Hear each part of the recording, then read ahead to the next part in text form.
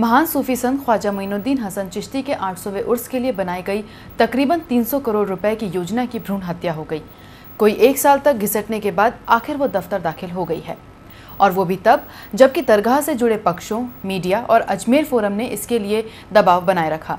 लेकिन हमारे जनप्रतिनिधियों की लापरवाही या अप्रभावी भूमिका और प्रशासन की बेरुखी के चलते उसने दम तोड़ दिया।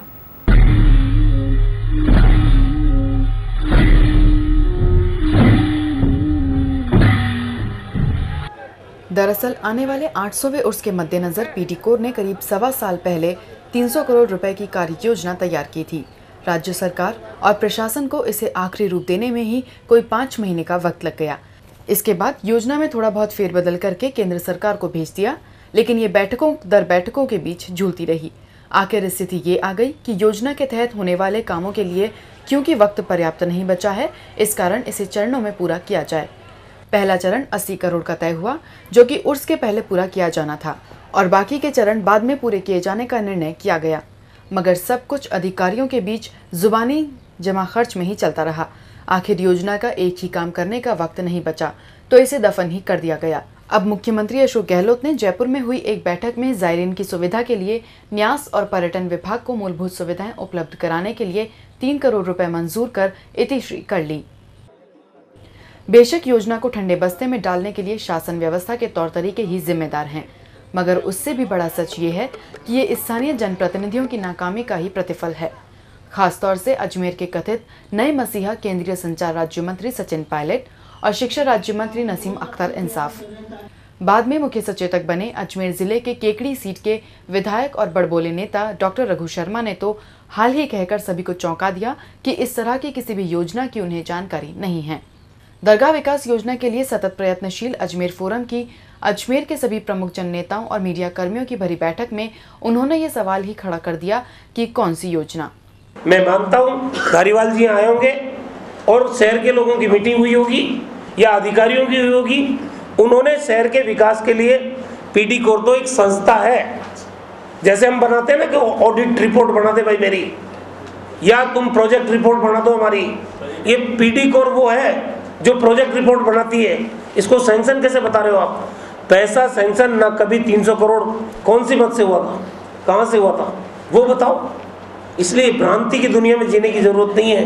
मुझे नहीं लगता है कि कोई पैसा स्वीकृत हुआ है। पीडी कोर ने स्कीम बनाई होगी, ये बात सही है। उसके बाद में वो स्कीम 200 करोड़ की रह गई होगी या 80 करोड़ की रह गई होगी, ये भी हो सकता है। सही सवाल ये उठता है कि अगर इस तरह की कोई योजना नहीं थी तो उस पर बाकायदा जयपुर में मुख्य सचिव की अध्यक्षता में प्रशासनिक बैठक क्यों हुई? उसके बाद प्रदेश के गृह और स्वायत्त शासन मंत्री शांति धारीवाल ने बाकायदा इस योजना पर चर्चा के लिए अजमेर में प्रशासन, जनप्रतिनिधियों और दरगाह से जुड़े अंजुमन पदाधिकारियों की बैठक क्यों ली? अगर ऐसी कोई योजना नहीं थी तो उसके तहत दरगाह के चारों ओर गलियारा बनाने और मकान अधिग्रहित करने के मसले पर भाजपा विधायक प्रोफेसर वासुदेव देवनानी और अंजुमन के तत्कालीन सदर सैयद गुलाम किबरिया के बीच नोकझोंक क्यों हुई? बैठक से पूर्व प्रशासनिक तैयारी नहीं होने पर धारीवाल ने नाराजगी क्यों जाहिर की और संभागीय आयुक्त अतुल शर्मा से क्यों कहा कि जल्द से जल्द मास्टर प्लान बनाकर भेजें, वरना केंद्र सरकार से योजना के तहत धनराशि नहीं ली जा सकेगी। 100वां उर्स जो हो रहा है उसके लिए गवर्नमेंट ऑफ इंडिया जो है काफ़ी बड़ी रकम जो है यहाँ के इंफ्रास्ट्रक्चर को मजबूत करने के लिए, और दरगाह की जो प्रॉब्लम्स हैं, जायरीनों को जिस प्रकार की तकलीफ़ें उठानी पड़ती हैं, चाहे वो रास्ते की हों, टॉयलेट की हों, सीवरेज की हों, वगैरह वगैरह, उन सब चीज़ों को देखने के लिए आज ये बैठक हुई है। इसमें एक प्लान बना है कि कहाँ पर क्या काम होना चाहिए। प्लान कब वो डिस्कशंस में है, वो फाइनलाइज होगा, उसके बाद में काम स्टार्ट होगा। कैसी विडंबना है कि एक और तो साल भर से इस योजना को लेकर अजमेर, जयपुर और दिल्ली में बैठकें होती रही। एक बैठक तो अजमेर में गृह मंत्री शांति धारीवाल तक ने ली, और दूसरी तरफ सरकारी मुख्य सचेतक कह रहे हैं कि उन्हें कुछ भी पता नहीं है। उल्टा वो तो ये भी कह गए कि मीडिया को किसी तरह भ्रम नहीं फैलाना चाहिए।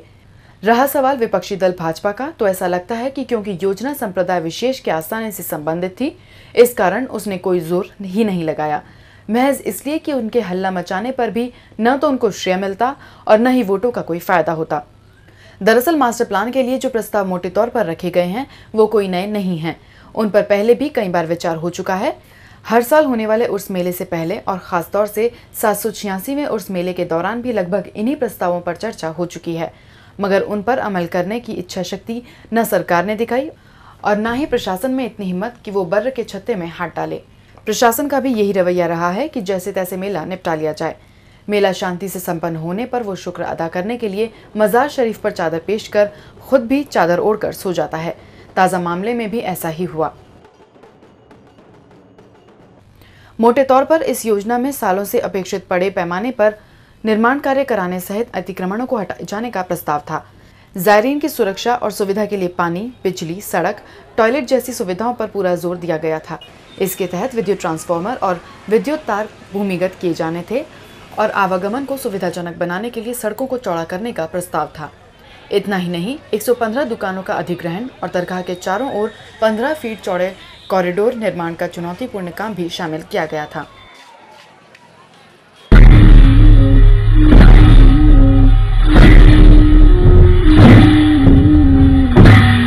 दरगाह शरीफ की ओर जाने वाली सड़कों के ड्रेनेज सिस्टम को डेवलप करने के लिए दिल्ली गेट से निज़ाम गेट तक 27 लाख, निज़ाम गेट से मदार गेट तक 35 लाख, 2.5 दिन के झोंपड़े से निज़ाम गेट तक 19,50,000, कॉरिडोर के चारों ओर 17,50,000 रुपए का प्रस्ताव था। इसी तरह दरगाह के चारों ओर 7 किलोमीटर क्षेत्र में सीवरेज काम के लिए 3 करोड़ रुपए प्रस्तावित थे। विद्युत व्यवस्था में सुधार पर 102,90,000 खर्च होने थे। इसमें 11 केवी और एलटी केबल के अंडरग्राउंड काम पर 109 लाख और कॉरिडोर की स्ट्रीट लाइट्स पर 20 लाख रुपए का प्रावधान था। 2.5 दिन के झोंपड़ा क्षेत्र में पुरुषों के लिए 16 और महिलाओं के लिए 12, सुलखंबा क्षेत्र में पुरुषों के लिए 25 और महिलाओं के लिए 19, बॉम्बे होटल क्षेत्र में पुरुषों के लिए 28 और महिलाओं के लिए 17, झालरा क्षेत्र में पुरुषों के लिए 18 और महिलाओं के लिए 14 टॉयलेट और शौचालयों का निर्माण कराया जाना था। कुल 139 शौचालयों पर 85,17,000 रुपए खर्च होने थे। दरगाह आने वाले ज़ायरीन के जूते और चप्पलों के लिए निज़ाम गेट के सामने शू कलेक्शन सेंटर का प्रस्ताव था। करीब 6 दुकानों को अधिग्रहित कर बनाए जाने वाले इस सेंटर पर 775 लाख रुपए खर्च किए जाने थे। दरगाह में हर ज़ायरीन पर पैनी नज़र रखने के लिए सुरक्षा इंतजामों के तहत 74 कैमरों का प्रस्ताव था, जिनमें 16 कनेक्शन और 58 दूसरे कैमरे होते। इस पर 70 लाख की राशि खर्च होती। जयपुर रोड से हाथीभाटा के बीच 11,74,000, कचई रोड पर आई हॉस्पिटल के पीछे 60,89,000, महावीर सर्किल पर 83,82,000, नसीराबाद रोड पर 9 नंबर पेट्रोल पंप के पीछे 214,16,000, सुभाष गार्डन में वीआईपी पार्किंग पर 9,50,000, सुभाष उद्यान के बेसमेंट में 580 लाख, प्राइवेट बस स्टैंड में मल्टी स्टोरी पार्किंग पर 846 लाख, लौंगिया मोहल्ले में 1,114,89,000 रुपए खर्च किए जाने थे। ज़ायरीन के ठहरने के लिए कायड़ में 230 बीघा जमीन पर 202 करोड़ 15 लाख रुपए खर्च कर खास इंतजाम किए जाने थे। ईदगाह विश्राम स्थली में प्लेटफॉर्म, स्नानघर और टॉयलेट सुविधाओं के निर्माण काम पर 200 लाख रुपए खर्च किए जाने प्रस्तावित थे। तारागढ़ तक जाने वाले रास्ते की सीढ़ियों के दोनों ओर रेलिंग पर 20 लाख रुपए खर्च होने थे। शहर के 34 जगहों की सड़क मरम्मत और निर्माण पर 128,98,000 रुपए खर्च होने थे। दरगाह से वाया दिल्ली गेट, मदार गेट और त्रिपोलिया गेट वाया 2.5 दिन का झोंपड़ा तक की सड़क नवीनीकरण प्रस्तावित था। दिल्ली गेट से तांगा स्टैंड तक की सड़क का विस्तार और नवीनीकरण करने के लिए 80 दुकानों को अधिग्रहित किया जाना था। दरगाह के अंदर व्यवस्थित रूप से जियारत करने के लिए स्टील ग्रिल की बैरिकेटिंग, दरगाह परिसर के फर्श पर कोटिंग और समतलीकरण किया जाना था। दरगाह के 11 ऐतिहासिक गेट और 8 भवनों के जीर्णोद्धार के लिए 435,62,000 रुपए की जरूरत बताई गई थी।